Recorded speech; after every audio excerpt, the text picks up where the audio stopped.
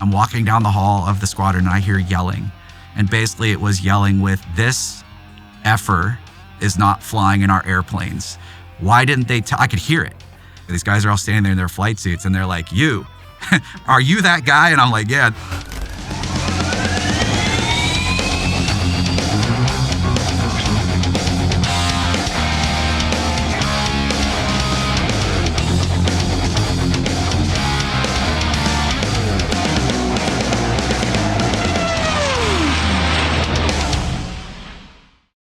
Hello and welcome to the Fighter Pilot Podcast. I'm your host, Vincent Aiello, and if you are a child of the 80s, you, like me, might remember the book The Cutting Edge by our friend Heater Heatley. Well, the modern day version of that, I contend, is Becoming the Rhino, What It Takes to Teach the Next Generation to Fly and Fight in the FA-18 Super Hornet, and it's written by Scott Dworkin, who joins us today in studio. Scott, welcome to the show. Thank you for having me. Yeah. Pleasure to be here. Yeah, good. Well, we're glad to have you, and it's your birthday, right? Correct. As we're recording. This will come out sometime later. No better way to spend my birthday. Well, that's why I'm thank here. you. Happy birthday. Thank you. Yeah, I hope you don't mind me comparing you to The Cutting Edge. I loved that book when I was a kid. The pictures, the stories, all that were great. Your book had an interesting experience for me in so much as when I read it, it wasn't that longing like when I read The Cutting Edge. It was more like, oh yeah, I did a lot of that. Yeah. So really terrific book. Thank you. I want to talk about that, but I want to talk about your work. And so as I understand, you never were in the military, but you were an aviation photographer, a photojournalist. So just give us a background up to, let's get to Edwards, because I know there was something going on So the farthest I made it in the military was ROTC. Oh, you were? So I was, yes. So I was a teenager of the Top Gun era. But I started going to air shows. My parents took me to air shows. I'm from Los Angeles, so I think the first air show they took me to was at Van Nuys Airport, and I think I was about 8. And from that point on, I was hooked on aviation. Mm-hmm. My parents used to drive me to every air show in Southern California, including down here at Miramar. We used to come all the time. That's what I wanted to do. So I came down here to San Diego State. I kind of either planned to go into ROTC or OTS. I had all those books as well, like the, Heater's book was one of them, but there was Wings of Gold that was written back in the 90s. That was kind of a little bit of a blueprint like mine was, telling the story of how you got your wings. I went to USD, which is where Navy ROTC is. They don't have a detachment at San Diego State. I said, I want to be a naval aviator. And they said, no. It was 1992. Okay. So this was after the first Gulf War. We were in a serious drawdown phase. There was no plans for another Gulf War. There never are, obviously. I think it was a lieutenant commander had me in his office and he said, we're not going to take anybody in the program that flat out says they want to be an aviator because we're not going to get any aviation slots. Wow. It's only going to be the academy at this point. But he said to me, go talk to the Air Force. They have a lot more flying positions. There's a lot more types of aircraft, bigger opportunity. So I did. San Diego State had a fairly large Air Force ROTC detachment. I went to their little building on campus and I walked in and I said, I want to be a pilot. And they're like, no, you don't. But they said, we'll take you. So I went back to Northridge and I actually graduated the last year from there. So most of my time was at San Diego State. The last year was at Northridge. The photography part at that point, my mom and dad had film cameras. So I took pictures at the air shows, but it wasn't a thing for me. I mean, I found some of them in old photo albums, little 4x6 from Photomat. We're dating ourselves, right? Yeah. But from Miramar where the Tomcat was a little speck on the photo. Horrible photos. So I went to an air show. I think it was Point Mugu because I live near Point Mugu. And they had an air show. They don't have them often. And I went. And as soon as I went, I was back. It was like, okay, yeah. Walking around, looking at all the jets. I'm like, digital cameras had started coming around by that point. And I got a camera. And I went to a few more air shows. And I started meeting other photographers. And there was groups in SoCal that were aviation photographers. As I did this more and more, Joe, started going to air shows, meeting these guys. I also was recognizing that you go to an air show, as you've been to as many as I have, if not more, if you don't get there at 5 a.m, you're shooting rows of heads in front of you, even with the best lens. And I'm like, this sucks. I want to be in the front.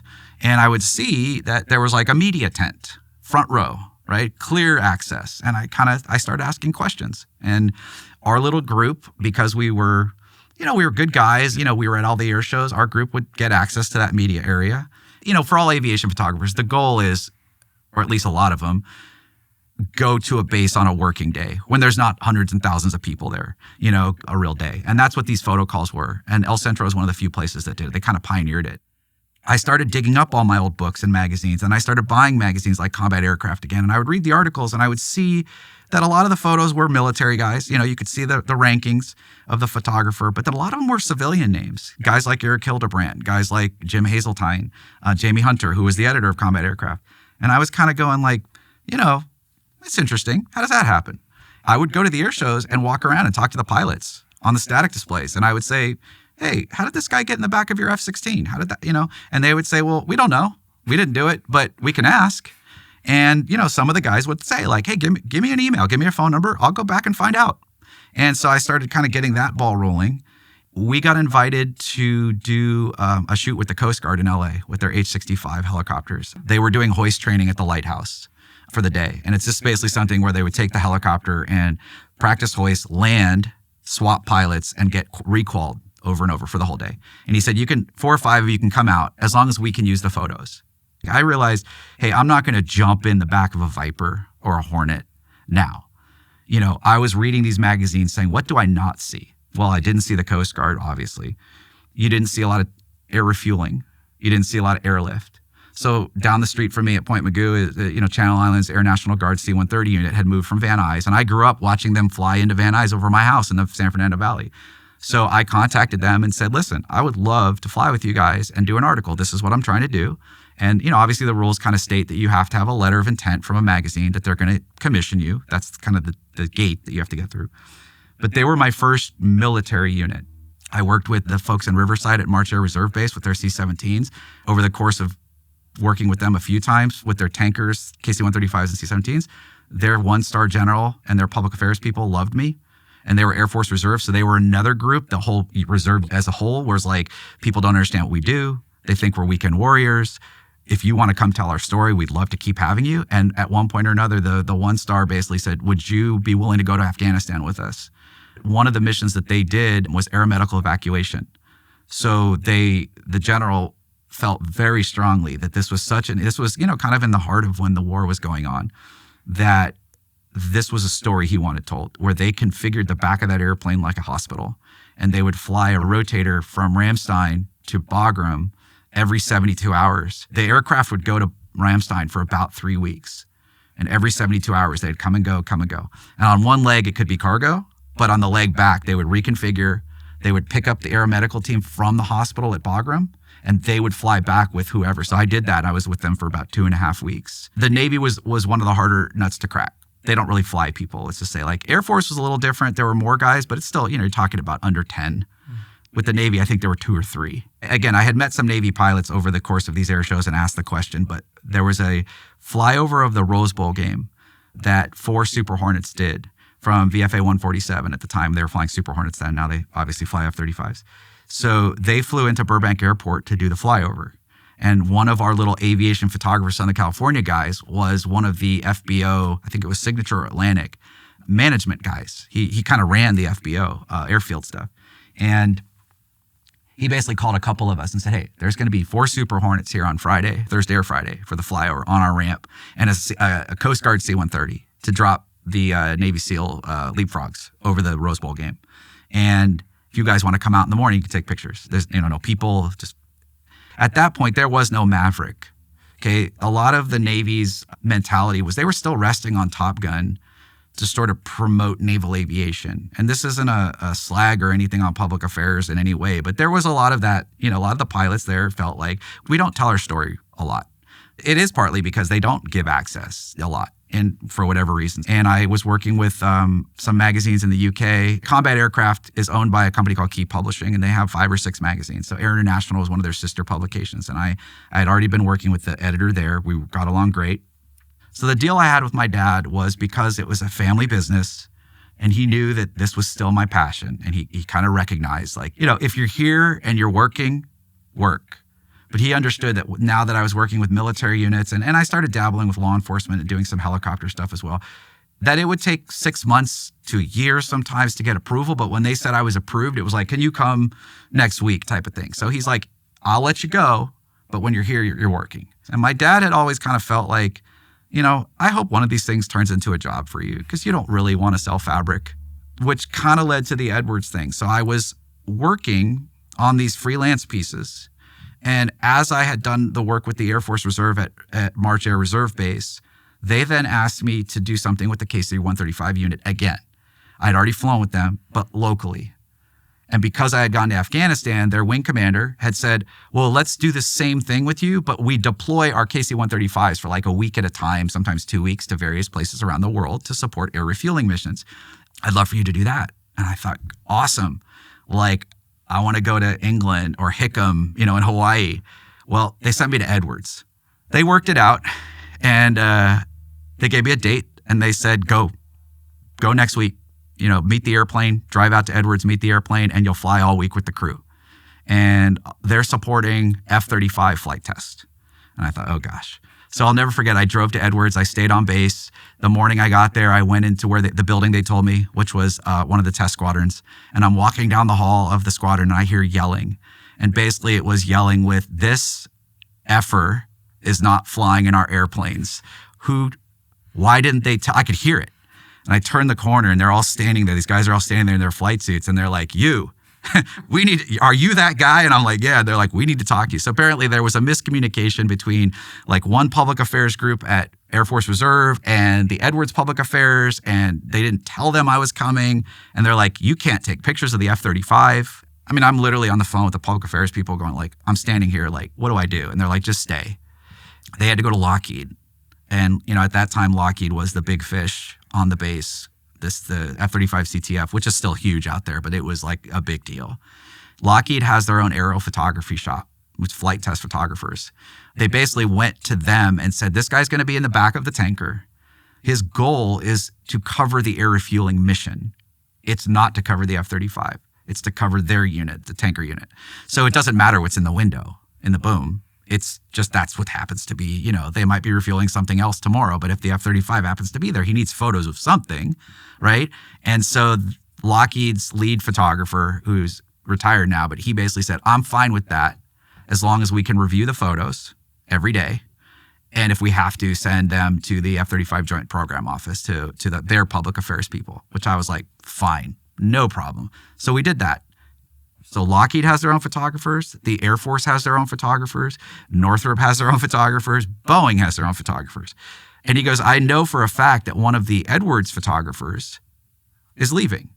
There's a job there. He said, I think you've done this now. I mean, you've been doing this for 5 or 6 years. Like, you should go talk to them. And I thought, okay, yeah, whatever. I just kind of filed it away and was continued with my work for that week. And the last day I was there, I had met the commandant of the test pilot school at an air show a couple years before. And I didn't know he was the commandant, but I found out while I was there he was the boss. So I'm like, I'm going to stop over to the TPS building and say hi. I literally walked out and walked across the parking lot and went in there, and the boss was out flying, and the other photographer was in there. And I said, hey, I heard someone's leaving. Well, the guy that was leaving was still there. He hadn't left yet. So he pops up from behind the cubicle. He goes, that's me, I'm leaving. He was literally boxing stuff up. And he said, give me your card. And when she comes back from her flight, I'm going to tell her you stopped by. And I'm going to, I think on Monday when you get back to home next week, email her. Literally, Jello, I started leaving Edwards. And for people who know Edwards or have been there, the base is like a good 10, 15 miles from the highway. So it's a long drive off. And I got halfway on Rosemont Boulevard and I said, this is not me. I'm not the type that's going to I'm going to email you next week. I literally turned around and there's a Starbucks on base. And I went to the Starbucks and I texted Christian, the guy that I had met. And I said, hey, I'm waiting. You tell me when she comes back. I'm going to tell my wife I'm not coming back till later tonight because I was supposed to be home by a certain time. And I said, I'm just going to tell her I'm going to be late. And he goes, I think that's a good idea. And so I did that. And she came back and he said, hey, this guy stopped by and I think he's still here. Do you want me to call him? He didn't act like I told him I was waiting. And I did. I went back and it was like 5:30 on a Friday night. And she sat down with me at the table and I started telling her my story. And she said, you need to apply for this job. They literally need to consider hiring you because for me as the boss, she goes, I need somebody that can come in and jump and do this stuff. I don't have to train you. I applied and 3 months later, I got that job. Once they hired me, they said, here's what's going to happen. You're going to spend the next 3 months going through training. Other than learning to fly an airplane, I went through all the survival training and I was basically backseat qualified to whatever the Air Force, So one day it could be C-17. The next day it could be working with TPS on a T-38 project. It was an opportunity I couldn't pass up. To stop there, that's kind of what led to the Edwards job. No, you got to let me in because that's quite a story. What I love, though, is that you allowed your passion to team up with your persistence. Yes. And not be told no, because a lot of people do, especially those who listen or watch this show, want to be military aviators. Right. And depending on what's going on in the world, that when you tried it, they were on a drawdown. But, there's a lot of people that get turned away or their eyes aren't good or whatever the case is. Right. And you found a way to still make it work. And boy, that is some amazing persistence. I'm not necessarily convinced, though, kind of like that movie Ratatouille, everyone can cook or whatever. Like, I don't know, you just kind of hand wave the whole taking pictures and writing stories. I mean, that's... Yeah. And I'm trying to write my memoirs. That's why I know writing is hard. It's a pain. Taking good pictures is hard. Yeah. But apparently you had a knack for that somewhere below the surface that just needed to be... What's the saying? A blind squirrel gets lucky once? Well, yeah. But at any rate, all right, gosh. The fact that you bring up persistence. So when I look at my photos, I hate all of them. I just edited a whole series of photos for LAPD Air Support, and I'm like, I sent them all, and these are fantastic. I'm like, every time I send a link to Dropbox, I'm like sitting there on pins and needles going, they hate all of these. I don't consider myself the best photographer. There are guys that are way more creative than me. It is about the persistence part. And I believe me, and you know this as well, like, public affairs is more, and any of the service branches are more inclined to say no than yes. They're gatekeepers. And obviously, I don't go in there like gangbusters, like, I want to go fly in your fighter jet, because that's going to scare them right away. It's more like, hey, this is what I want to do. And part of what I do is and especially nowadays, I am qualified to do this. So the don't let them tell you no thing is important to me, because they will have standard answers. Like, we don't fly people in our airplanes in the military. Yes, you do, because go look at my website and look at my bio. So I don't let them tell me no if it's something that I think is a frivolous no. But I'm more than willing, like, if it's an operational thing or they're, a readiness thing, if they say no, we can't do this because, and it's a legitimate thing, I'm more than willing to walk away. But the persistence part there was one interesting story. So that F-16 ride I got at Luke back in October of 1993, I flew with the 310th Fighter Squadron in the back of one of their D models. And one of the pieces I worked on many years later, 20 years later, was with the Air Force Reserve at Luke. They are a unit that is F-16 pilots, where they use the active duties aircraft. Because if people don't know, some Air Force Reserve units are part of, and some have their own. Like in Texas at Fort Worth, they have their own F-16s. They're going to get F-35 soon. But so they have their own iron, as they like to say. Other Air Force Reserve units are a part of, the active side, and the pilots go in and fly active duty airplanes every day. When I went to Luke, I was there to cover the 944th Fighter Squadron, which is the Air Force Reserve F-16 squadron at Luke, and they were instructor pilots. Well, the jet I flew in was a 310th Top Hats F-16, the D model. And it was literally like, I went and found my old film pictures of me at 19, 18 years old, standing there next to that jet when I got out and I was all pale. And it was like a couple tail numbers off, the same year lot and everything. And when I went back in their squadron at Luke at the 310s, they have a heritage room, and nothing had changed. It was like deja vu. And I walked in and I was like, oh my God, I'm having flashbacks. And the colonel, squadron commander, he was chatting with me. And I said, sir, I've got to tell you, it is literally 20 years to the month that this happened, that I came home that week and thought my dream was over. And yesterday I flew in the back of one of your F-16s in the same squadron, 20 years to the same month almost. And he looked at me and he said, if that isn't perseverance, I don't know what is. He said, I've never heard that before. That's how I look at my whole career, was like, I was able to do that. But I think a big part of perseverance, and you demonstrated this, isn't just keep going to people and saying, can you give me something? It's going to people and saying, this is what I'm trying to do. And oh, by the way, this is how it's going to benefit you. Yes. Because you took some writing that you had from college, probably expanded on that, and then you were able to get their story out, because stories are really how humans communicate. So I understand why. I mean, the primary goal of the book or anything I've done is, from the public affairs standpoint, it's recruiting is number one. That is their primary driver. I always look at, like, there's kind of 4 pillars to this. And this is something Sista and I had talked about when we were coming up with this book idea as well, when he was the commanding officer at 122, was, it's recruiting is number one. Retention is a big one. And retention sort of, to me, equals morale. Guys, sailors, enlisted sailors who join at 18, who are from the middle of the country, who have never seen an F-18, but then they come out to Lemoore and their parents might never come out to Lemoore. And then all of a sudden they get to see a photo of their son or daughter working on an airplane in a magazine. Like, so retention kind of, to me, is equivalent to the morale. Fighter pilots like to see themselves anyway. So like that part is easy. Like, guys love taking pictures of them. But then taxpayer awareness is another pillar for me. You have taxpayers who pay money for these things. So educating the constituency beyond what the news might do, which is not necessarily all positive. That's another huge pillar, I think, in the work that I do, or anybody like me, is, educating citizens. So those are the three big ones that I always tell, when I'm talking to any like PAO or anybody, even like, a law enforcement agency, look, you have these kind of pillars that you have to, markers you have to hit. And that's how I present it. And some of them still say no. And it's like, okay, I get it. It's just fine. I'll walk away. Yeah. Especially now, I'm more inclined to, as I've gotten older. I'm not doing this as actively, especially with the magazines, as I used to. So I'm not like chasing after it. Again, I understand certain parts, but if it's a no that I've heard that I know is just like, hey, we don't want to bother, that's what annoys me. I will stand my ground there. I've had people say, if we do it for you, Scott, then we have to do it for everybody. That is my biggest pet peeve phrase. If I hear a PAO say that, I say, why? And I will literally get into a discussion and explain. I think it's the opposite. I think you do for one what you wish you could do for everyone. Right. That's Andy Stanley quoted that. All right, so give me a quick fast forward. You know people in the Navy. Yes. You've been to Lemoore now, but you're working at Edwards over the mountains. How do we get back around to the point where... So I left. Yeah. I basically, after the commute, and there was some other stuff at Edwards, and I kind of saw that this isn't sustainable, and, decided that, I would go into work, leave my house at, 5:30, 5:45 in the morning, be at my office at 7:30-ish. And I might go fly for 4 hours in a C-17 doing airdrop testing.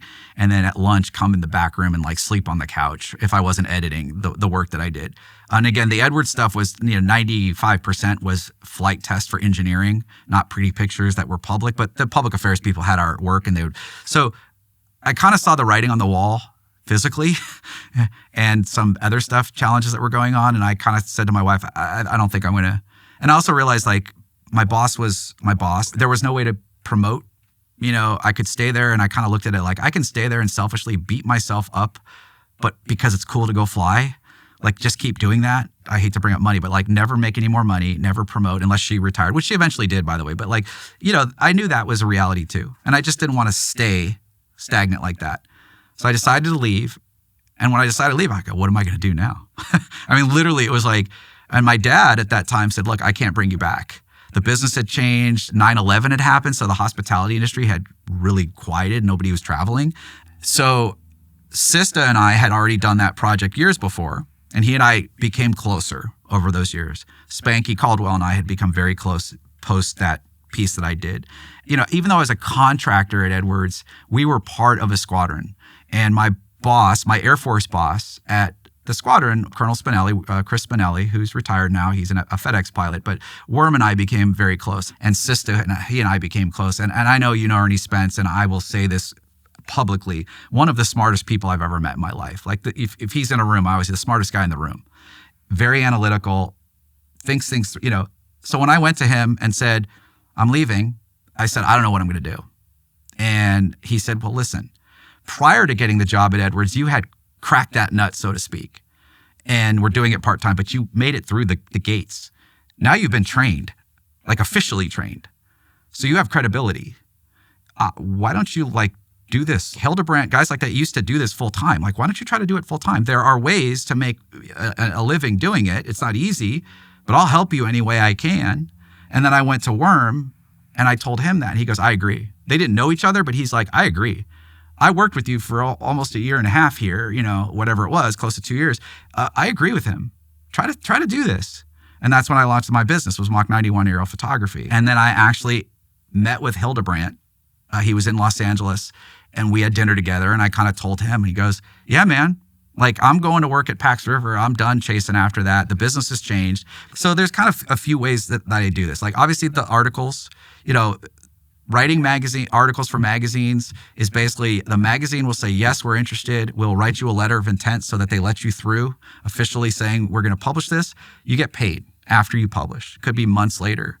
The other big part of it is obviously the industry. defense industry, aviation industry, they all use photos. So licensing is a big part of what I did. I mean, that was actually where, a lot of my income would come from, and fully transparent about that. It's not easy. I looked at this as a business. I love aviation and I love photography, but because I had the other background working with my dad selling and dealing with hotel owners and designers and people like that, I'm a sales guy. Talking with public affairs, like they have to trust what you're going to do, all these things. So I would always say to people, you can love aviation and you can love cameras, geek out on all that stuff. But if you want to do it as a business, you have to also know how to be a business person. I looked at this as like, okay, what avenues, publishing, licensing. Because of then now I had this flight test background, I could get hired to do smaller jobs, like outside of the scope of Lockheed having their own staff, Boeing, there were other companies that would say, hey, can we hire you for the day to go do this? So that's what I've been doing. I jumped back in with the magazines that I was working with. And I basically said, I disappeared for a little while because I couldn't talk about what I was doing. I'm back. And they were like, great. And we just kicked off and I started working again. And again, I had built up relationships enough with, like, say, the Air Force Reserve Command, where their folks in Georgia, the headquarters, were like, we welcome you back. What would you like to do? And they would go to bat for me there. And funny little side note to the Air Force Reserve story is, if people remember, when the Challenger crashed, Scobie was one of the astronauts that perished in the Challenger disaster. Well, his son just recently retired as, I think, 2 or 3-star general. He was a 1-star in Fort Worth at the 301st Fighter Wing at their headquarters there. And I met him, and he found out that I used to work at Edwards, and there's a Dick Scobie Theater at TPS named after his father. And he and I hit it off. So he became the head of the Air Force Reserve Command. And at various points, he was always willing to say, hey, Scott, if you want to go work with this F-16 unit, I can't guarantee I'm not giving you a free ride in F-16, but I will certainly vouch for the work you've done and recommend highly to their wing commander and their public affairs that they allow you to come. So, I did that with the 301st afterwards. I did it with a few other units. But yeah, I just jumped right back in. Mm-hmm. And Sista had ended up circling back and becoming the CEO of 122. And so when he became the CEO of 122, we started kind of formulating an idea to do another magazine article on the FRS, that story. And it was kind of under that, back in the 90s, like I said, I had this book on my bookshelf called Wings of Gold. Richard or Robert Gant had done a book about VFA 106, the FRS, back in the 90s as well, early 2000s. He was a former A6, Bogies and Bandits, it's called. Okay. So those two books kind of covered, what does it take to get your wings? Wings of Gold was literally almost like a picture book from 96 or something. I had it, and it's pictures with a little story. It was published out of the UK about how to get your wings as a young guy. Bogies and Bandits was literally about 106 in the legacy days. So we kind of looked at that and we're like, well, and again, Sista had said, there's nobody telling this story. There's nobody telling our story, period. Again, Maverick wasn't even on the radar at that point. There's really nothing out there, and you're back and you're doing what you're doing, and we love it. We've let you into our world, which I was super honored. So I would stay at their homes, and and that's when Sista's like, listen, you're in our world already. I want to tell this story. The magnitude of what 122 does, just beyond even training Super Hornet pilots, is not well known, which I cover in the book. That's why the book is so long. So again, I went to the magazine that I was working with, and I said, well, let's do a piece on VFA 122. And the editor was like, I love you. We've worked together for years. Let's do the story. But the more we looked at it, we were like, this is not a magazine article. This has to be its own magazine almost. And that's when Sista and I, at one point, I think we were sitting in his office. He's like, you need to write a book. Can you write a book? And I go, no, I don't even know. What are you talking about? It's hard enough to write a magazine article that's 6,000 words. It's a struggle. I don't like it. And he goes, but Scott, I'm telling you, if you've seen a little bit, I will sit down and I will tell you, the demo is obviously a public. People know that 122 and 106 have a demo. They're the model manager for the Super Hornet for the entire Navy. They have the manual, basically. They work with industry, training students, the recurrency training for guys that are rehacking back into the, from a shore tour or a, whatever. There's all kinds of things they were doing at the time, and it's over now. Obviously, the transition, they managed the transition from Legacy to Super Hornets. So I worked with a couple of those squadrons, which I covered in the book, with Cherry when he was running CO 106, and with Catfish Joe when he was at the Stingers. They were getting out of the Legacy. So I went and talked to them about what that how they were shifting their maintenance teams over to 122. And we looked at that and we're like, okay, this is a book. And that's kind of where that came from. And what year was that? 17, 18, somewhere in that ballpark. Yeah. Okay. So at some point then the idea is Scott's going to embed in VFA 122 and basically almost unfettered access to everything. Right. How are you received? Were the students and the instructors glad to have you to help tell the story? Or were 100%. you kind of okay. No, 100%. 6-ish of the IPs there were former Argos. Okay. So that was easy. There were a lot of guys outside of the 146 circle. I mean, there were some 154 folks there as IPs and IP Wizzos. A lot of people knew me already. The students were made aware that I was going to be there. So obviously a lot of them didn't know me. They were very clearly told, like, hey, if you don't want your photo taken, if you don't want to talk to him, just tell him and he won't talk to you. So Sista had been broadcasting emails out even to the instructors, like, hey, Scott's going to be here this week. I'd sit in the corner. They're all doing their thing and shooting their BS at the table, and I'm in the corner just hanging out. Hey, babe, what's up? Good to see you. Yeah. Just like, you want to go to dinner tonight? Sure. That kind of thing. Yeah. That was easy. Well, and so forgive me in advance, please, if some of my questions are a little more pointed. I'm looking for the nitty gritty, but I'm not looking for the dirt. Okay. One of the reasons, perhaps, that he was unwilling to put you in the backseat of one of his jets is because that's a seat for a Wizzo. Correct. And as soon as you get in there, a Wizzo's not in there. Right. Was there any sort of, hey, man, you're taking our seats here? Not to my face. Specifically at 122 you're asking about, like in this process? Yeah, no. The idea of the book was for me, and this was like Sista and I pitching this idea, was for me to almost follow a student, gets his wings. So this isn't wings of gold. This is the next step. Follow a student the day they show up at Lemoore. And obviously in the book, I do briefly mention 106. I don't want to not give credit to the fact that there's an East Coast FRS, but I live here. Follow a student from day one to the 12 to however long, depending on delays it takes to they do their last trap on the boat, and the air boss says over the radio, congratulations, you are now a Fleet Naval Aviator, like literally. But I don't live in Lemoore. So we kind of had to make an amalgam of like 3 classes. And I would just go back and forth to Lemoore, maybe once a month, maybe less. Okay. That was the idea. It just wasn't realistic to follow, like, let's just say as an example, because I stayed with him last night, and Jamboy, who was on your podcast, Joe Kirksey. Joe's from Thousand Oaks, where I live. There's a local newspaper called the Acorn in Thousand Oaks, a free paper that's delivered every Friday. Years before, they did an article on Joe because he graduated from TO Thousand Oaks High School on this Lieutenant JG going through naval aviation training. And he was like in front of a T-45. When I showed up at 122, whatever it was, 2 years later, 3 years later, I saw him. I saw the name on his name tag. He was a student. And I said, are you the Joe Kirksey that's from Thousand Oaks? He goes, yeah. And I said, I remember reading the article about you. And lo and behold, now he's the world famous jam boy. And, so he was a student there. He was in the class that I think when I showed up. So they were almost done or kind of halfway through. And then I just kind of picked up. So that's why in the book, as a point, I didn't mention names. Literally the chapter on the students I interviewed is like student 1. Mm-hmm. Again, if there's a 15 or 16-year-old reading this and they're thinking of joining the Navy, I'd rather have it just broad. This is what the operations officer talks about. This is what a student talks about. And again, even for them, it was like OPSO is a position. I didn't want to date the book.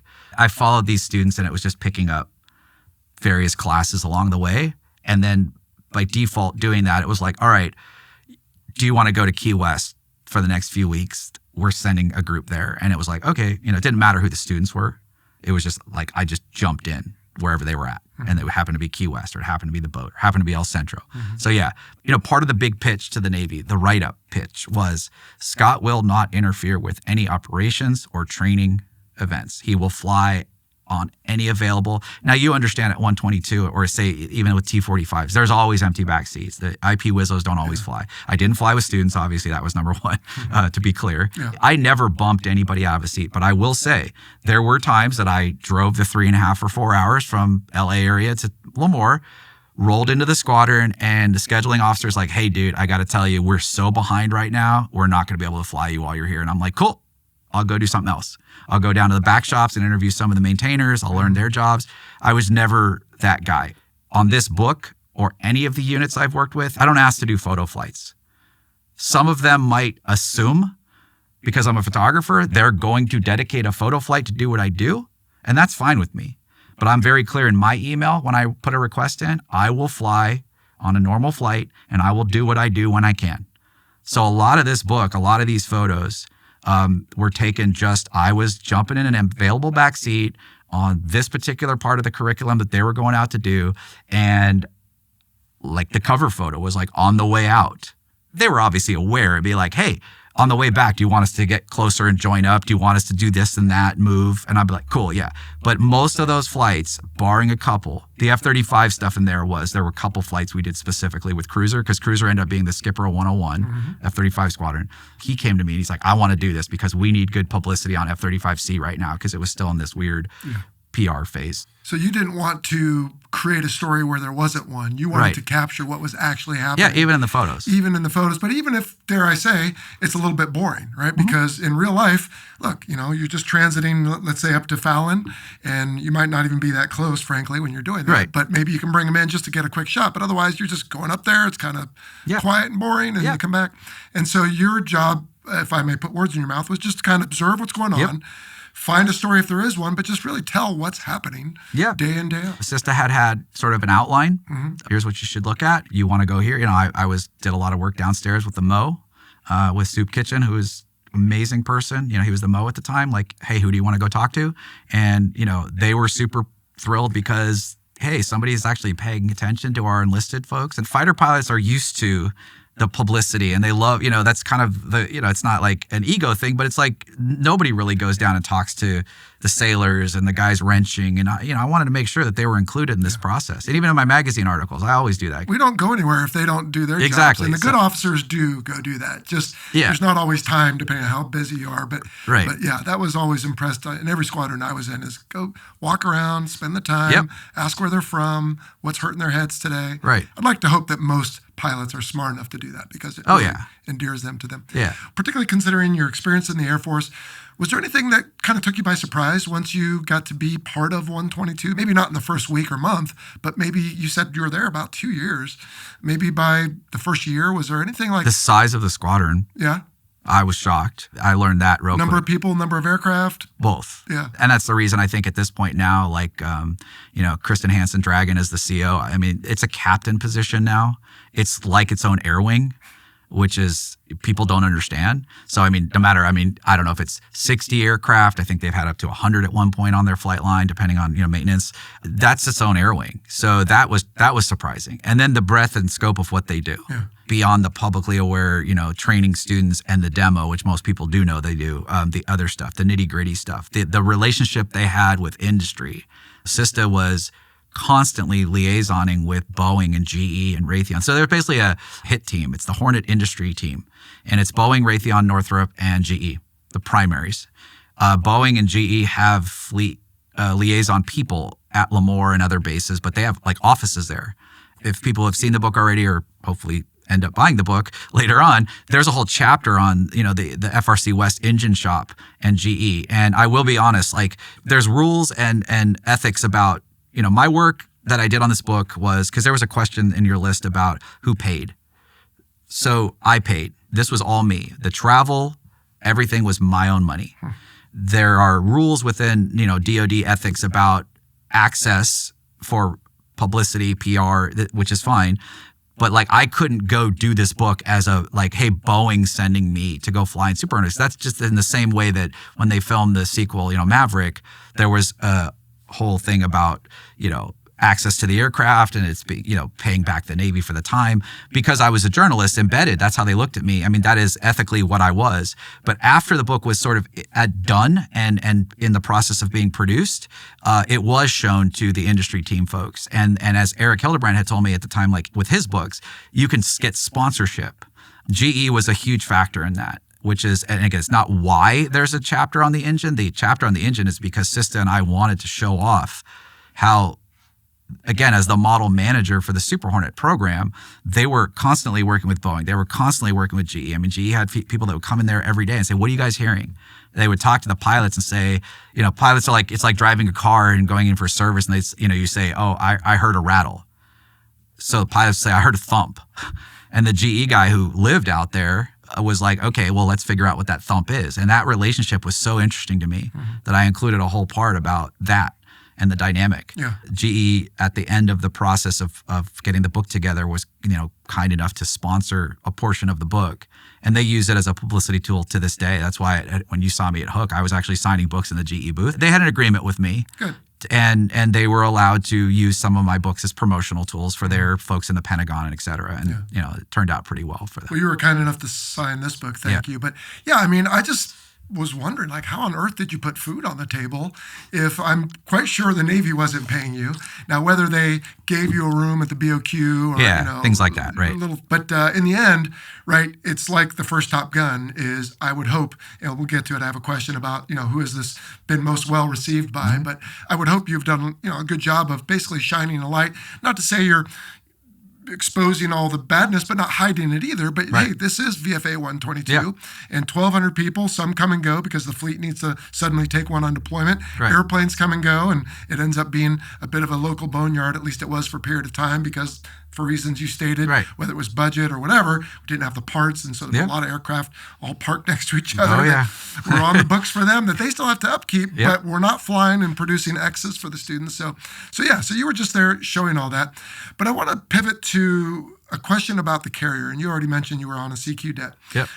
Hal Sunt was in that chair a little while ago talking about the A-10. He was a civilian author. Mm-hmm. And people responded to that episode saying it was great hearing from a civilian on your show, Jello, because you get guys on and they just talk about, like we all know, this is the audience speaking, we all know what that's like. So I have to wonder, and I want you to share it, please, with the audience, for you to go out on a carrier, and maybe that wasn't the first time, but whenever you went for the first time, what was that like? I mean, we see it a little bit in the movies. Yeah, those who are lucky might get to go do a one-day family friends cruise or something. A DV tour. But, right, I've tried to express it on this show, but I lived it. So tell us what it's like. So the honest answer that I tell people is I'm like a 1 or 2 star hotel that is not that great, and add a crap ton of noise and smells and like close to 24-hour noise. You don't sleep. It smells like oil and fluids and this and that. There's noise all the time. And you probably don't, but like for me at least, get lost to the extent that I was one time I got so lost that I was literally having a panic attack almost because it's so narrow and confining. And I'm I couldn't get from my room to the ready room. And I was just up and down looking at the stupid maps on the wall. And I think it was on the Vincent where they the little maps that are supposed to tell you where to go, but it's all stuff that I don't understand. But it's also worn out. So you couldn't even see the numbers on the little map because people had it rubbed off. It's hieroglyphics anyway. Exactly. So that's how I've described it. It's literally like a really crappy hotel. Okay, but that's below the flight deck. Okay. Let's talk about the flight deck. Okay. So the experiences that I've had the 3 times I've been on were different each time. So the first time when I went out on, I think it was Computex or... Comp2X. Yeah, Comp2X, sorry, with 147. It was funny because, again, even at that point, I was not a DV. I was embedded, but I flew out in the C2 with the DVs. And I remember getting off the C2 and going in the door, right, in the island. And there's the little, red carpet almost with the ropes, and the PAs are all there. And the PA on the boat, the commander, she has her list. And I told her my name, and she's going through the list, and she goes, "Oh no, you're going that way." I wasn't going with the DVs. She's like, "You're with the squadron. Go down, go find 147. You're over there." Off the tour part. That part was a little bit more. I was so unfamiliar. The guys in the squadron kind of told me where to go. I went to the LSO platform a lot. Went on the island, the typical stuff. When I went, the CQ deck, for people who don't understand too, it's a much smaller footprint as far as the amount of planes. The boat has its ship's crew, which is still probably the same amount, but the air wing is not there. So it's a much smaller footprint. But I had a lot more access and maneuverability. And I also was lucky enough when I went out, I introduced myself to the PA of the Vincent, and he was super cool. The day after I met him, he came back to me. He said, "Would you be willing to come to my public affairs shop and talk about photography?" Because a lot of our MCs, some of them love it. Some of them it's a job. But hearing it from just the same question you're asking me, hearing it from a civilian, the enthusiasm you have and the things you've gotten to experience, how you can actually shape people's minds, tell a story, enthuse people with what you do. And I did for him. But he introduced me to one of his PAs who was a master chief who just loved photography. And he goes, "If you really want to go on this boat, places that people don't get to go to take pictures, I will take you. Come here tomorrow morning." And we went on the front of the ship, sticking our heads out of right where they're launching. That's there's a shot in the book where they're right here, where we had to duck, at the very end. But I will say one of the experiences I had is they came to me one of the days, and and I think I was out there about a week, the times that I was out there, so it wasn't 2 days. By the end of the week, I will be honest and say, like, I was ready to leave. So that 1-star experience, like, I was fried. And I was also working hard, and like I didn't sleep a lot because I was always, at night trying to take photos as well as daytime. So I was just, but I would always say to people, like, one of the times I was on the boat where they were like, I flew off, but they were going that way. I'm like, I cannot imagine being out here for 6 or like the Ford that just came back, 10 months. After 5 days, I'm like, I'm out. I'm over it. Like, people like, you wanted to get off? And I'm like, oh, absolutely. I'm done. So yeah, and you lived it. So 8 months on Nimitz. Yeah. I mean, the food is okay. It's not like what people say. It's not like, oh, lobster. Everyone says, oh, but the food's great. I'm like, no, it's okay. It's free and you can eat all you want, but like, if you like soft serve ice cream and cereal at 2 a.m, it's fantastic. But yeah, I was like one of those guys who like, I'm ready to go home now. Yeah. But one of the days I was out there this last trip for the book, they came to me and they're like, do you want to actually go on the flight deck? And I said, yeah, because I'd always been on the sides, catwalks and stuff. And I went with one of the shooters. I didn't go in the actual pry fly on the deck, but I was on the deck. Mm-hmm. And I will say, of all the things I've done, even including flying and all the low level, you name it, I've pretty much done a lot of cool stuff. It was the most intimidated and most frightened I've ever been. I'll bet. And it was probably, an hour. I had the coat on and he had his arm on my back and he would pick me up and move me. So I was like where they were launching in between. I'll never forget this too, because, they're the dashed lines that you can't cross. Foul lines. And I think I had my toe at one point, like literally was on the line, and I see like 6 guys in green, the green shirts, like staring at me. And he taps me and he's like, and my toe was that far over the line. I mean, it was like, and they had the mask things with the skull. So it was really, I have a picture of one of them in the book, but he tapped me and he's like, and they're all looking at me like, so, but when I was out there, that was an appreciation that, I couldn't even believe how, and the word I use is like violent. The noise and the wind and just everything, it was like violent.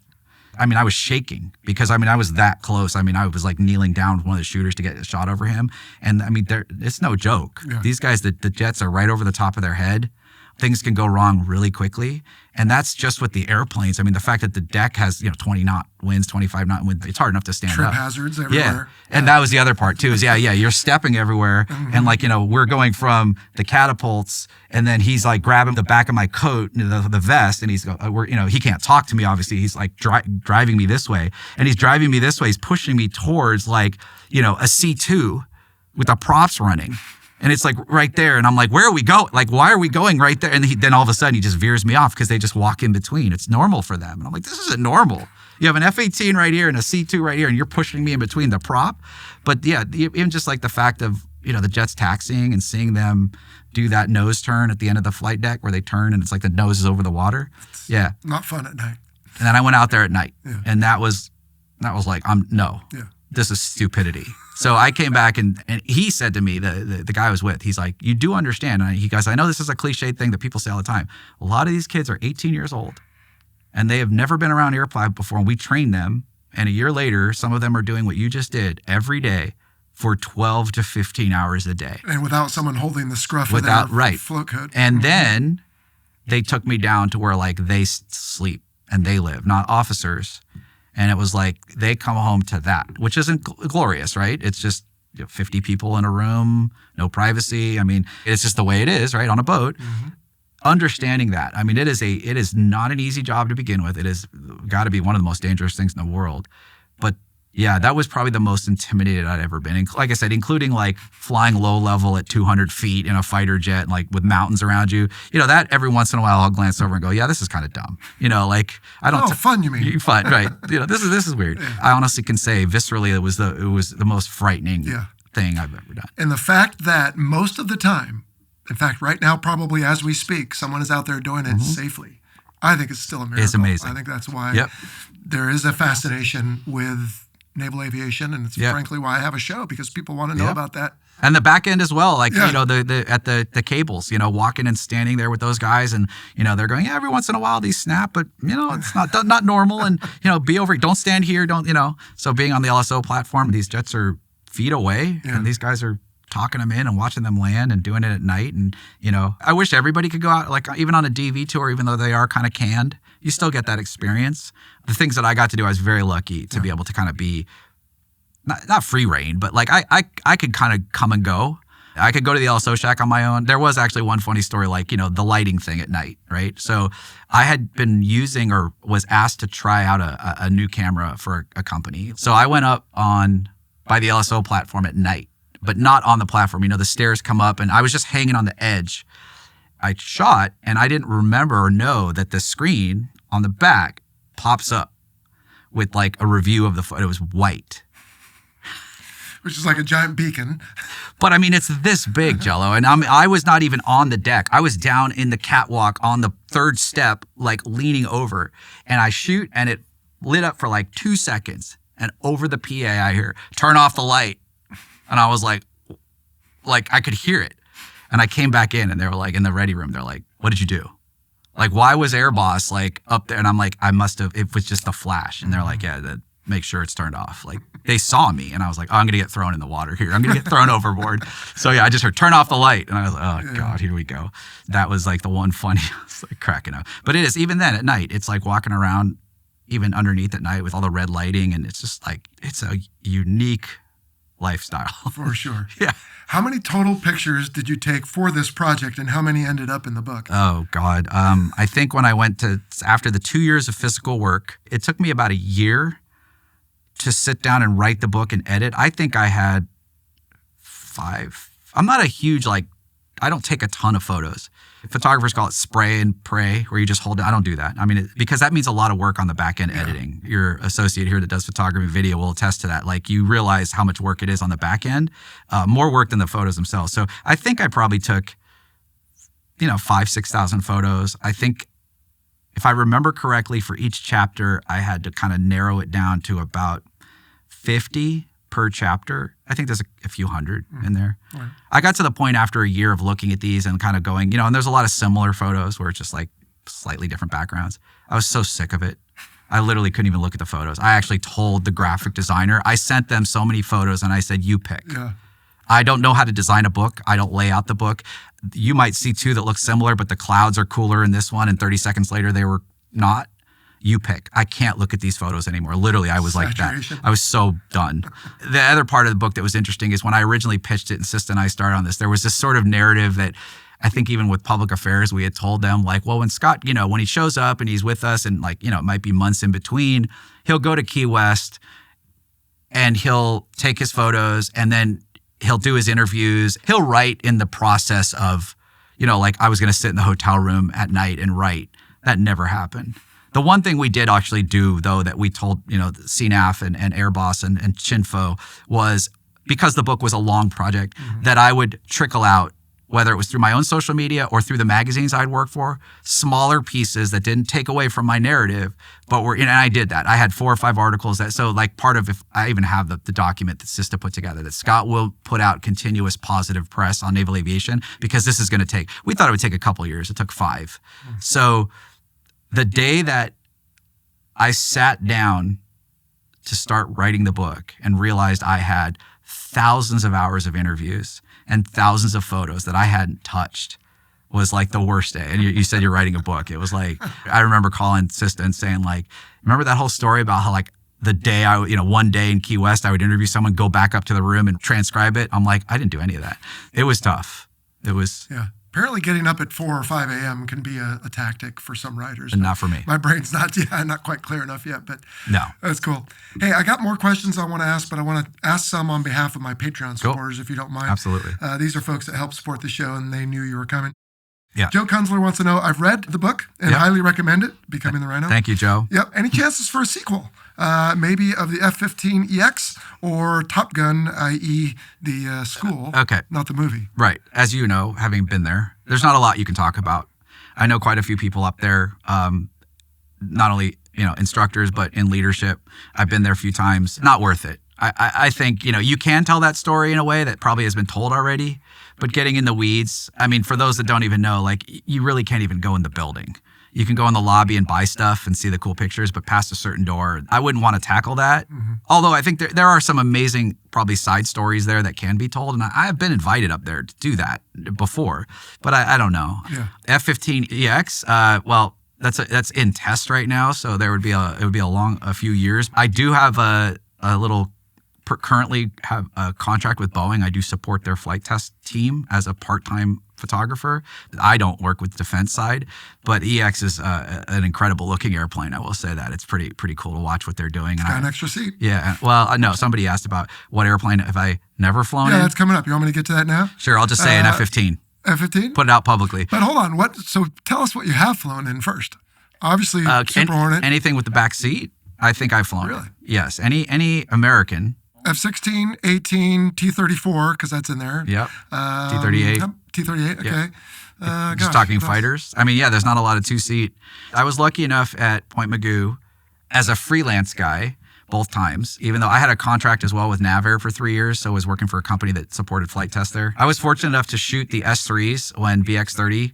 I knew their people. I had done some articles on them. They invited me out when they got the S3s pulled out of retirement and at VX-30 and the Midway Centennial aircraft in 2012. I got to shoot those. In 2015 or 16, when the Navy finally said, there's no more ejection seat serviceability, there's like a lot of maintenance that has to be done, and all the old school S3 guys had retired, they said, we got to get rid of them. They invited me back to shoot the last 2 flights, and I got to go and deliver one to the Boneyard.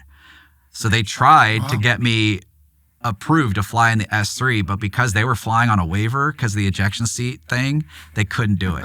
And I was like, oh, that would have been so cool. I sat in it. I sat in it many times, but a lot of the old school, like what I grew up with, the F-14 was gone, the A6 was gone, EA6, I was working with them at the time when EA6 was still in the fleet, but like I never got to the point where that was when I was doing the stuff with Ernie and the 147. So I only flew in the Super Hornet. That was an incentive flight at the time. Okay. So, and I will explain if you ask me about how I got to fly so much in this. But like the 154 flight was truly classified as an incentive flight, which is a whole process about kind of a one and done deal for most people. So F-15 is the only, as far as I understand, trying to think if there's any 2-seat fighters left in the American U.S. Well, there's no 2-seat F-35. There's no 2-seat flown next to F-35 a bunch. Yeah. There was, I guess, a 2-seat A-10. Yes, it's at Edwards. Is it? It's sitting in the museum at Edwards. Yeah, I drove by it every day. It's ugly. Uglier. No, I love the A-10. I have a bunch of friends that fly. Yeah, no. The F-15, unfortunately, I will say this publicly, as a California resident, I have worked with the California National Guard with every unit but Fresno. I've tried. I've had friends in various high-level commands push them. We're working on it again. As you know, I just turned 51 today. I'm not doing this as much as I used to. And as you know, flying in the backseat, pulling G's is not easy. So it's like, I just flew in a T-38 a few months ago at Shepherd to do a project. And like, I got out and I'm like, it's not easy, especially because I don't do it that much anymore. The Strike Eagles are still there. It's at Seymour Johnson and Mountain Home. Fresno has a couple D models. And I'm publicly hoping that someday they approve me to come do an article for them. They are my home unit. They're my state unit. And like I said, the Cal Guard Channel Islands guys have said, like, you've worked with us a ton. We're going to try to help you, So their wing commander I worked with when he was a lieutenant. Now he's the boss, and he's trying.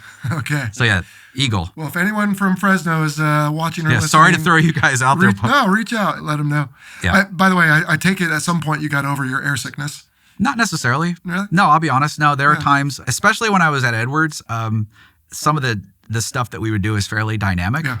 And, my boss would say, like, this is not for fun. This is for data, weapon separation, things like that. So if you have to puke in one hand in a bag, never gotten sick in an airplane. That's the big no-no, right? You don't want to, like, barf in a mask. Well, as long as you have something to put it in. Yeah, so I've learned the tricks of the trade, as for people who have maybe flown or, the little white baggies that they give you, don't take those. I have these Ziploc clear 1 quart bags. Even in July or June when I was at Shepherd and I flew in the T-38, in my G suit pocket, there's one. It's like a Kleenex. It's sticking out. My whole career. Right. So I'm not shy about saying that there are times where I've been left hand holding the bag, right hand shooting. Even on the book, there's some of the stuff that we did, especially in Key West during their BFM debt, was a little bit more than I could handle. And I was talking to Jamboy about that. I did a flight where I was like in my brain going, I got about 10 more seconds of this and I'm done. I mean, I didn't black out. We did like 7 something G's and it was a F5s. We were playing with the F5 guys. And unfortunately, or fortunately, however you want, he loves to tell this story, but the pilot I was flying with kind of forgot I was back there. He just thought I was a Wizzo. So he just went at it and we called knock it off and he looked in the little rearview mirror and he goes, oh my God, Scott, I'm so sorry. I totally forgot it was you. Because he was literally yelling at me, where is he at? Where's he at? And I was going, he's on your right. And it was our other F-18, our wingman. He was talking about the F5 that came up from below and killed us. And he's yelling, where the F is he? Where the F is he? I'm going, he's on your right. And as I'm trying to like keep my composure, and he literally knocks it off and he goes, oh my God. And he came back and he like told Tank, he goes, I think I almost killed Scott. He's retired now. He tells a story all the time. It's one of his favorite things. Probably gets better every but that was again, distinct memory. I can remember what it, like the smell and the mask, like, cause I was gone. Yeah. I was just like, I was holding on the handle going 10 more seconds and I'm out. It was so violent. And no, I'm not shy about, some people be like, no, don't get sick. No, I do. So 3,800 hours in the Navy. I got out, had a couple small airplane rides, one with Red Six for this show. Yeah. Got sick with them. One right here at the Circle Air Group on a Bones Fest, little BFM derby. Yeah. Got sick. And so, if I'm not the one flying. Well, I've never flown with Dan and the Red Six guys, but like, I'm obviously aware of them. And, they fly right over you probably all the time. All the time. Yeah, they do. They get yelled at because they'll do these circles over Thousand Oaks and people on Nexstar will be like, what is this airplane doing? Yeah, and it looks strange. Yeah, it looks, but that's what I'm saying. So that little back seat there is so tiny and it's such a tiny little nimble. I mean, I'm assuming I would get sick back there because it is like, you're not like, there's no room. Yeah. And you're like in a little bubble. I've seen the pictures that another photographer took and I'm like, man, that's a little teeny thing. It is pretty small. Yeah, and very maneuverable. So you answered Jevin's question, so we'll skip to Niels Hansen. Which is the more challenging, you might have already answered this, or rewarding part of your profession, getting the photograph or researching and writing the story? The first part. Like I said, I don't like writing the story. Yeah. So the photograph is more rewarding. The story is more challenging. I'm like, and I said earlier on, like I don't like most of my photos. So I don't even know if I find that rewarding. I mean, I want to do a good job. So as an example, in December, I flew with Anaheim Police's air support unit for an article for a helicopter publication. And we did a night flight over Disneyland. They're the only ones allowed to fly through the TFR over Disneyland because of their police department. And it was very challenging because they have black helicopters. So we had to fly our helicopter with the door open at night. So it was cold, right? And I'm sitting there at 3,000 feet, like, and I'm actually afraid of heights, which is weird, all the flying I've done. But those type of heights, like I can't go on a ladder, but in a helicopter, I'm usually okay even with the door open. But if I happen to look down, but at night, it was completely different. There was a whole different visual, like, equilibrium thing. But we were over Disneyland with all the Christmas lights and everything, and they had to take their night sun and shine it on the other helicopter so I could shoot it. Anaheim's PD's helicopters are black. They have a white stripe, and it was really tough. And I had actually, the editor of Vertical Magazine, who has been amazing, he's the one magazine I do work with now, he had done this in Orlando with the Sheriff's Department in Florida over Disney World. Well, their helicopters are white. I said, you set me up he said, try to duplicate this shot because the big helicopter expo this year is in Anaheim. So they're like the host police unit for the expo, HAI it's called. So the editor was like, if you can duplicate this, we have a special issue coming out just for the expo, blah, blah, blah. And I said, you set me up for failure because their helicopters are black. The camera doesn't even see it.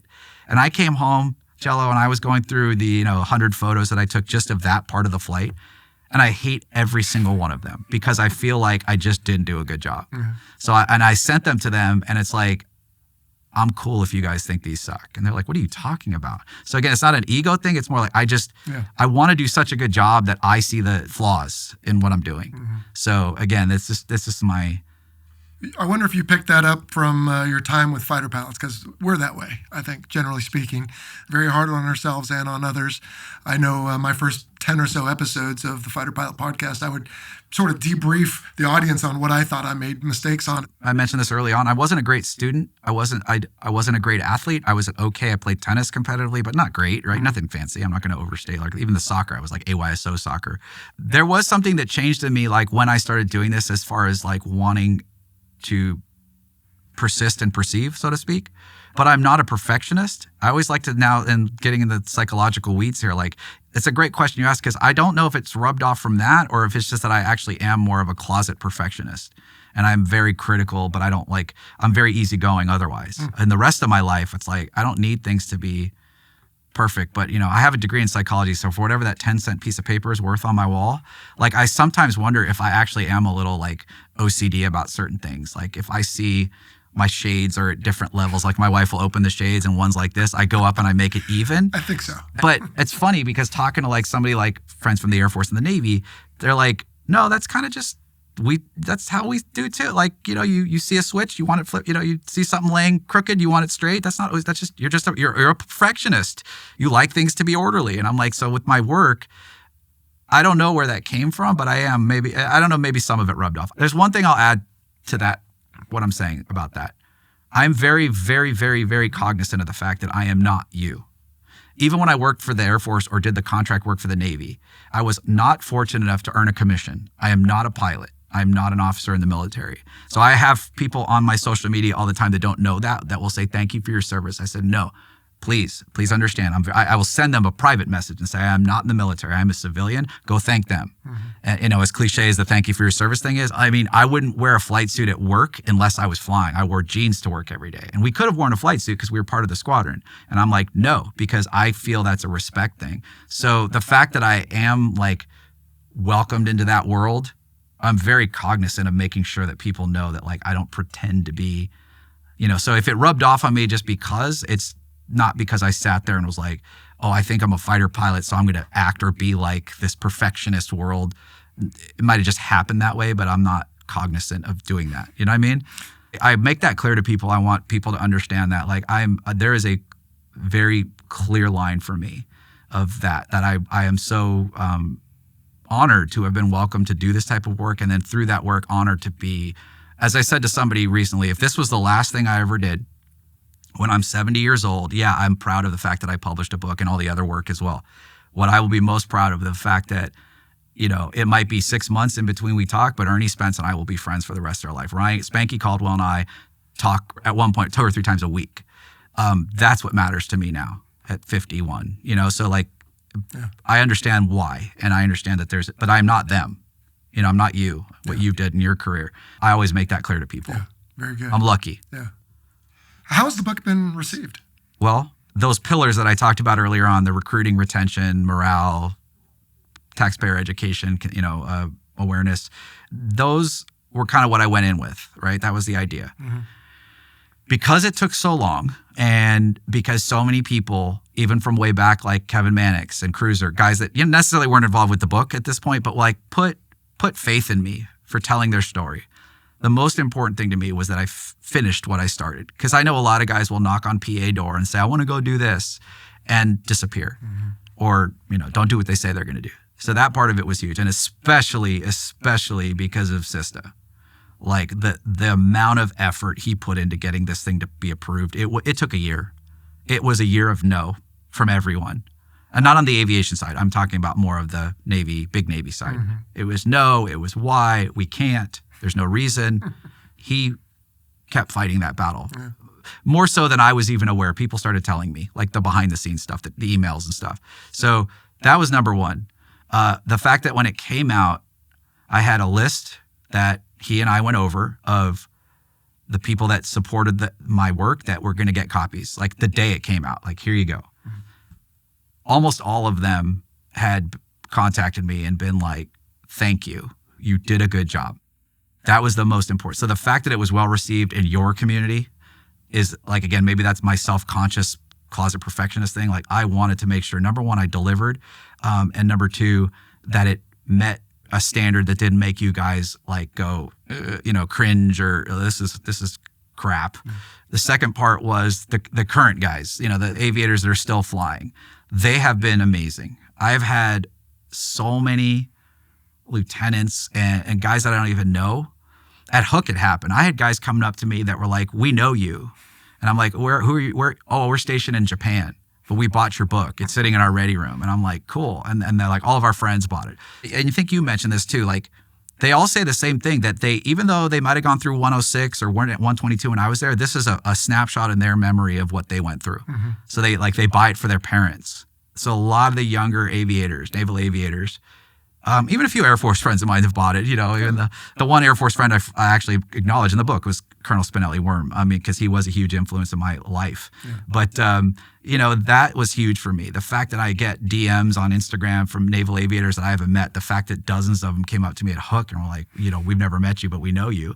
That was awesome. Yeah. I think it's done pretty well. I haven't, again, I don't know. People haven't said anything in my face or emailed me, but like somebody like Joe, has been a huge supporter of me for years. I actually met him in Canada because I went with the demo team to Abbotsford to the air show, and he was there because he lives nearby. And I knew him anyway from Facebook, but he's always been, beating the drum about me on his Facebook. There's other people like that. So the aviation enthusiast community is there's a lot of books, right? There's a lot of, and again, even I'll go back and take a step back. Even when I was pitching this idea, and this was a semi-self-published book, I had support. I worked with a publisher, but some of it I paid for. There's certain ways, I'm sure you've seen this as you research publishing. Aviation books are a niche, right? You're not going to see these at Barnes & Noble. They're more cover history. Mm-hmm. I do have them in a few Barnes & Noble could selectively pick where they put stuff. So there's a few Barnes & Nobles at LA that do have my book. But when I pitched this to the few aviation publishing companies that I was aware of from the past that are still around, and most of them are gone, they even were like, oh, 122? Like, that's such a myopic topic. We're not interested. And that's why I started working and then started on my own researching the self-publishing avenues and came up. I have a friend that published a book down in Pensacola with the Blue Angels, and she was the one that turned me on to her publisher. And like I said, it's a whole process, which is probably too in the weeds, but like, I pitched it to a bunch of, aviation themed publishers, and they were like disinterested. So it's sort of the same in that I think I have to be clear sometimes with people. It's a coffee table book, but it's a book. I mean, it's 300 pages that I wrote. The book is probably, 40, 60% photos. It is photos a lot, but there's a narrative in there. And I think a lot of people in the aviation community are like, it's either a photo book or it's just a written book. No, it's like, it literally is me embedding my story, embedding with 122 and telling that story of what the squadron is. So if somebody's interested in, how that squadron operates and the nuts and bolts of what they do, there's a narrative there. And I think a lot of people have not understood that. Yeah. Well, you're telling the story through photographs and words. Right. But I think people just originally thought, I'm a photographer, it's just going to be a coffee table, $50 photo book, and maybe I'm not interested in that, or maybe I'm not interested in reading. I don't know. Okay. So like, they were the last people. The aviation enthusiast community, they're either going to buy it or not. It's not like that wasn't the priority for me. It was more of like telling the story, and the big one for me, I think the biggest one outside of the Navy, the people that supported me and the current Navy guys, is the young people. I mean, the recruiting thing. This was me at 15. I devoured stuff like this, right? So doing something like that, and now almost a year later that it hit the streets, the fact that there are 15 and 16-year-olds whose parents are friends with me on Facebook and they bought that for their kid because they know their kid wants to be a pilot. The big one was the academy. Now, there was a discussion at one point as far as the marketing of this book, getting it in, say, like the midshipman store. And there have been, people have asked me, why is this not in the midshipman store? Why is this not in the museum in Pensacola? And there's some technicalities to that. It's not, okay, for better or for worse. But just by osmosis somehow, I didn't know this, but there are parents that follow me and their kids follow me on social media that are at the academy right now. And I didn't know that there was a Parents of Midshipmen Facebook group, private Facebook group. So one of the midshipmen bought it himself because he wants to be a naval aviator. I think he's a first or second year. And he showed it to his father. And his father contacted me and said, I have another kid that's coming up. I have a niece, blah, blah, blah, blah, blah. And then he went and blasted it in this private Facebook group because all of a sudden, like a few months ago, I started getting orders. It kind of quieted down for a while. The book has been out for a while. And I was like, why are these orders coming in? And it turns out he had blasted us out saying, this is a blueprint for what your kid might go through if they end up going to the strike fighter community. And I was like, wow, that was kind of cool. So that meant a lot. Yeah. One unique story about this was one of the Blue Angels was a student in this book. And he is now a Blue Angel. He's been on the team 2 years. He's in the Diamond now. And he's been sort of mentoring, in a way, a young kid. And I met him at Point Magoo's air show. Dude, it was surreal. He was there with his family. All they were doing, they were so like, oh my God, we know about you. And, we've heard about you. And the next day at the air show, I brought a book and I gave it to him and I signed it. And his mom and dad were like videoing me signing this. Like I was bent down in a chair and he was crying. And he's like, you don't know how much like he follows he's a photographer and he's a Civil Air Patrol, a young kid. And I was like, this is too much for me. Like my wife was with me and I'm like, this is weird. Like I'm not that person. Like people are watching me. Jamboy was there too. Like everyone was like, oh my God. But my wife's like that. She even said, she's like, that is freaking cool. Yeah. That's what this was for. Good. So like I said, as much as I love the fact that guys like you and your community respect it, it's that. If 10 kids join the Navy to try to do this because they read my book and they feel it's something they want to continue to pursue, I've done my job. Well, and if I may respond then a little later to something you said earlier, when people thank you for your service, if they are unaware and thinking you are military, that's one thing. Yeah. But in a way you are serving because you are informing and you are at least inspiring young people or maybe just informing them if that's the direction they're going to go. And that's an act of service. And so it's not in the cloth of our military, but it's very related. I'm part of the narrative. I understand that. I will say one other thing about that. Like even the photography side, I do get people, they're not in the military, they don't have any, but they're interested in aviation photography and they'll DM me or, on Facebook and say, hey, how do you do this? How did you get the approvals? Right. I'm an open book. And that is primarily because one of the other guys, I always will name drop him, Greg Davis, who is he was a combat camera photographer for the Air Force. He was a public affairs officer for the Air Force. He is now at Textron as their lead flight test guy. He was kind of a mentor to me. He used to work at Edwards as well, but prior to me being there many years before. So he's an OG aerial photographer. And one of the things he told me, and we talk all the time for hours at length, and one of the things he told me was make sure you mentor people. Because, again, if a 15-year-old asks me, how did you shoot that photo? What settings did you use? Blah, blah. There are some guys that will be like, figure it out on your own. I don't know why that is. So he is always in my head like, look, we're both 50-something years old now. We're going to be kind of getting out of this. There's not a lot of kids with iPhones and everything. Now, not a lot of kids picking up cameras anymore, but not that the iPhone isn't a great tool. The 15 is a great camera. But like if somebody asked you, and I even go a step farther, like I have sat and had coffee with guys who are like, the story I've just told, I want to fly in the back of a fighter and take photos someday. How? And I'm like, it's not easy. Again, if you're going to try to do it for money, stop, right? Say that. Do it because you want to, but it's going to be a lot of no's. But I will explain to you, and I'm helping somebody right now that is doing a book with the Marine Corps. And his father was a Marine aviator himself. And I have told him, here is literally the things that they're going to tell you why you can't do this book with the Marine Corps aviation community. And literally 6 months later, he had a meeting here at Miramar. And he walked out and called me and he said, they literally almost verbatim said what you said. The no's were almost verbatim. And I'm like, okay. But I'm helping him because I need, somebody has to pick up. To Joe's question, to answer him, I'm not doing a sequel. And the reason is like, I'm kind of burnt. I'll be honest. I'll be flat. The effort that I had to go through to get this done. And again, having the support of people within your community to do that meant the world to me. But otherwise, it was a lot of sleepless nights wondering, why am I doing this? Why are they so resistant? Like I'm a bad person. I mean, I'm being flat honest with you. I've been asked since the book has come out. I've heard grumblings from folks in Pensacola who have my book. Their Commodore, for one, who I don't know, who literally asked a question of a friend of mine who's an IP. Why isn't he doing a prequel like a Wings of Gold? We need that. Sinatra needs that story. Like, how do you get your wings? Why not come back and do that? And I'm like, I don't want to go through this again. It literally, I don't. Yeah. So I would. I mean, I love the community. Maybe there's someone out there who can pick up the torch. Yeah. I mean, if not me, someone else. But like I said, it's, I have been asked a few times, like, all right, would you do another book? There was a period of time when I had sort of become friends with the former public affairs officer here at Naval Air Forces, and he saw the value in what I was doing, and he actually was like, we need to work with you more. We need to da-da-da-da. And it was just like, I was so knee deep in this, it just kind of, it just didn't happen.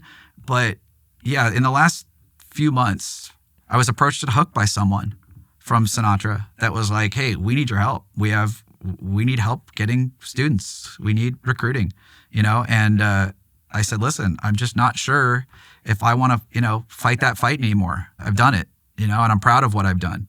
So, I mean, like I said, I'm being probably overly transparent about it, but it was a struggle. Yeah. And like I said, if you had Sista sitting here next to me, he would tell you that some of the reasons, it was just like, I'm done. I'm over this. But at 51, you can't retire. So what's the future? Back to magazine? I'm lucky enough that there's one particular magazine, Vertical Valor, which is the premier helicopter magazine around. Okay. Through unfortunate circumstances, the guy that had worked with them for close to 20 years passed away in Southern California. And I had never pitched anything to this magazine because I knew him. And I felt like, again, I'm not taking food off of his plate. I have places to go for the work I was doing. So when I did work with LAPD or LA County Fire's air units, I would pitch them to the outlets that I had. Mm-hmm. But this guy was, working with Vertical. So when he passed away, another photographer called me and, did you hear about so-and-so, blah, blah, blah. And then, we talked that through. And then the next day or 2 days later, he called me back and said, so on top of that, the owner of the magazine is mourning the loss of a friend and a colleague, but he has a business to run. And your name has come up a few times because everyone kind of knows what you do and you have a good reputation. Would you be willing to talk to him? And at that point, Jello, I was like, with the book coming out and with COVID, the contract I had with NavAir had ended. Mm-hmm. My wife has been doing real estate in our area for close to 14, 15 years. And because of my sales background, I was always looking over her shoulder and I found it interesting. So I got my license. That was my exit strategy. I was telling everybody when the book was delayed in shipping because of COVID shipping delays. And I'm like, whenever that book shows up off the boat and I sell it, if that's the last thing my name is on, I'm proud of what I've done. I'm not one of those guys that needs, I got to show everybody that I flew this many hours and blah, blah, right? And then the phone call came and I said, I'll talk to him. And we had a long chat and he's like, Scott, I really think we should try to do this. There's a couple, maybe we can try a test run. Let's pick an article. And it just happened to be that because there was something on the books for him for Ventura County Sheriffs and Fire. And prior to that original story I told, I'd worked with them a bunch anyway. So some of the pilots are my buddies. And I said, that's low hanging fruit for me. I can go knock on the door of their hangar any day of the week. And he's like, why don't you go do that? They just bought some Firehawk helicopters. We need that in the magazine. Go do that. Let's see how it goes. And I did the one article and he's like, we're good. They're based up in Canada. So he's very, as typical Canadian, super nice people. I love working with them. They were the ones that asked me. They also have a fixed wing publication that focuses mostly on Canadian aviation, but they do everything. So it's called Skies. Okay. So he called me up last year and he said, hey, do you want to go to Texas? And I go, for me? And I go, for what? He goes, you know about NJEP, which is the NATO Joint Training Program? And I said, yes. And he goes, so they train our pilots, our fighter pilots, our F-18 pilots in Canada. And because the Canadians have been, purchased F-35s now, their relationship at the magazine up in Toronto is much different with RCAF Public Affairs. They kind of work hand in hand. It's a much more cooperative, like they see the value in this. So RCAF Public Affairs had asked the magazine to do something on NJEP to keep promoting to the public about that Canadian fighter pilots are being trained and the future is F-35, put it out there in the public consciousness. So he said, listen, you're like the only guy I know that has like ejection seat, back seat qualifications. Do you want to go to Shepherd Air Force Base? And I said, Mike, I'm happy to do it. I do not want to have to beg and plead public affairs for a T-38 ride. And he goes, no, it's already approved. The RCAF folks have worked this all out. Not only that they've approved you for a T6 flight as well, which I hadn't flown in a T6 at the time, a new T6 or newish T6. So I was like, if I don't have to ask, sure. It was a really unique experience because the RCAF sent their public affairs officer to work with me, but he was doing his own piece for internal military, right? So we were sitting at the same table interviewing the same group of pilots, instructors, but it was really neat. And he got a flight too. So I did that. And I've told people I feel very fortunate because he and I I'm doing 10 projects. I'm doing real estate now with my wife and we have a house for sale right now that I'm going home to deal with. The other phone call that came was, and it is all full circle stuff. The same Lockheed photographer that was reviewing my photos of F-35, that trip to Edwards, is now the lead photographer at Boeing in Seattle for their flight test multimedia team. And a couple times over the last few years, we've remained friends, and he has called me and said, do you want a job at Boeing? Do you want to come to Seattle? And no, not interested.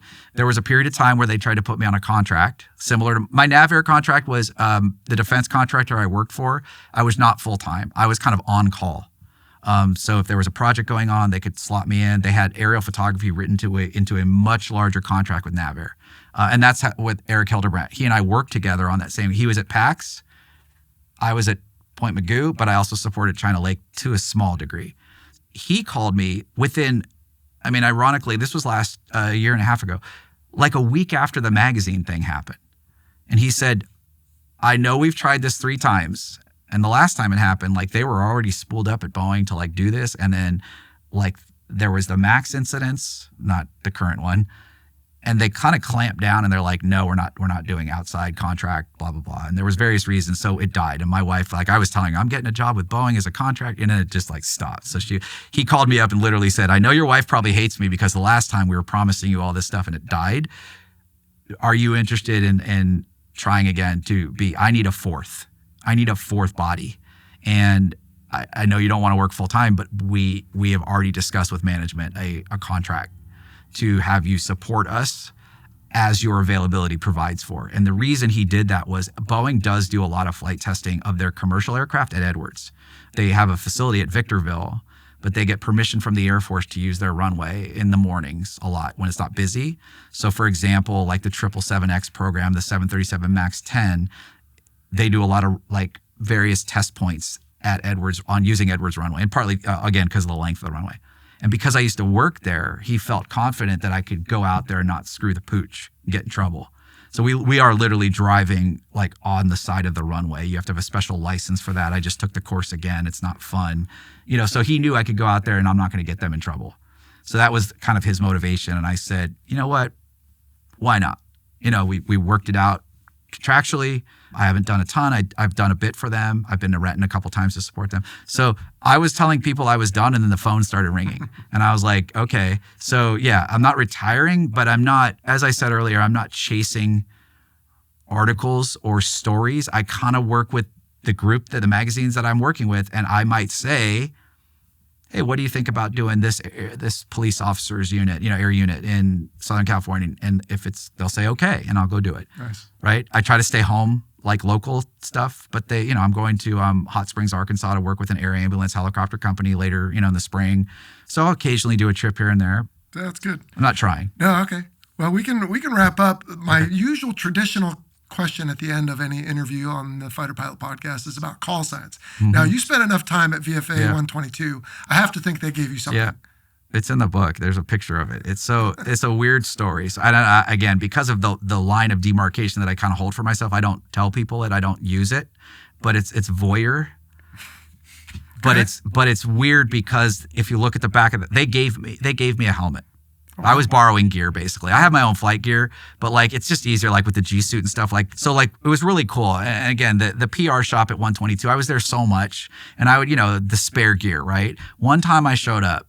And they had given me an actual locker, and their locker room is massive, right? Yeah, it's like they're like, oh, I went to the spare area, and they're like, one of the PR guys, the main guy, the chief's like, no, your stuff's over in the corner over there, and I go over there, and it was like my name on the locker, and it said photographer, aerial photographer, and then there's a helmet there, and I was like, what's this? And they're like, this is from us, and the guy had put.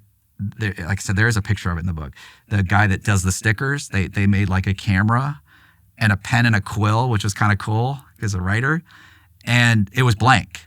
So when I was in Key West, everybody just was Scott. I was Scott. I never had a call sign. Even at Edwards, nobody gave me a call sign. I go into a pre-brief for a flight. And, at the whiteboard, it had the list of everybody's name. And at the bottom, it said voyeur, but it was VOYER. I was just sitting in the back. And normally what I would do, by the way, is for security and everything else is, again, pre-brief safety stuff, I would be there. Tactical stuff, post-flight brief, no, I was never in the room, just to be clear. But for safety-wise, anything pre-brief, I would be in there. And it said voyeur, and one of the other pilots, like 5 minutes in, as he's going through the, what do you call it, the admin, right, the early stuff. One of the guys literally says, who the F is voyeur? And he goes, him. But it was voyeur. He goes, you didn't even spell it right. You didn't even spell voyeur correctly. And they're like, that's it. There it goes. Yeah. So like then I go back to Lemoore at one point and it's on the back of the helmet. I had gone and left the helmet there and I come back and it's VOYER. And I'm like, so again, I don't tell people that. Nobody calls me that. I don't like to abuse that privilege, but yeah, somehow, I mean, I know how they get their call signs and it fits. It's an honor. and it's an honorary call sign. Yeah, it fits. But like I said, if you were to ask any of them, I don't think any of them know it. Okay. It's just I don't broadcast it, but it is there. Well, and I'm sure, and I saw a photo in there of you in the back seat. I guess, I don't know if you took one of yourself taking a picture, but looked like you had a lot of the different patches. So I assume you've got quite a few patches from your career, and if you would entertain me, I'd like absolutely. to add the Fighter Pilot Podcast guest. Yeah, this is the honor. To your collection. Yes. So.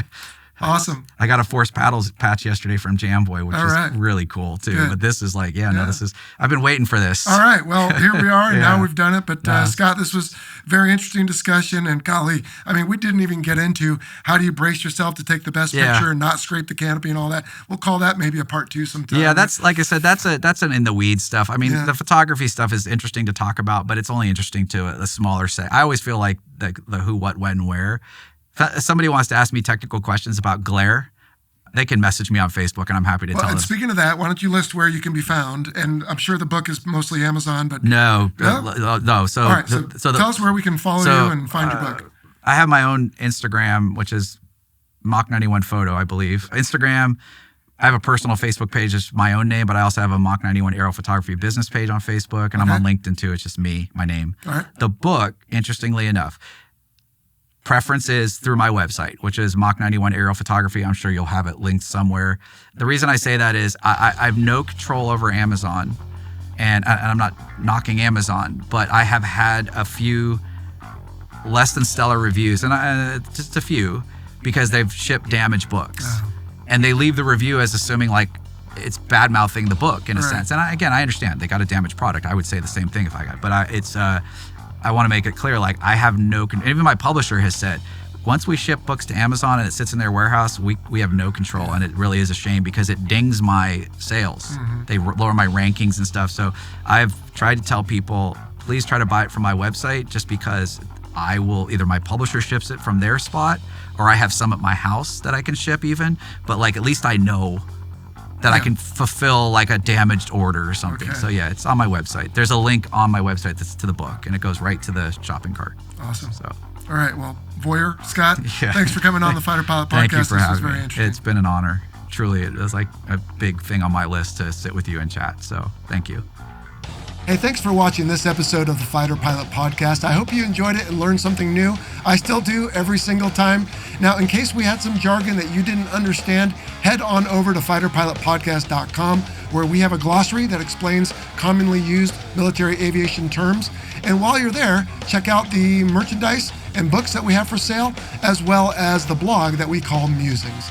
So, thanks for joining us this week here on the Fighter Pilot Podcast. So long.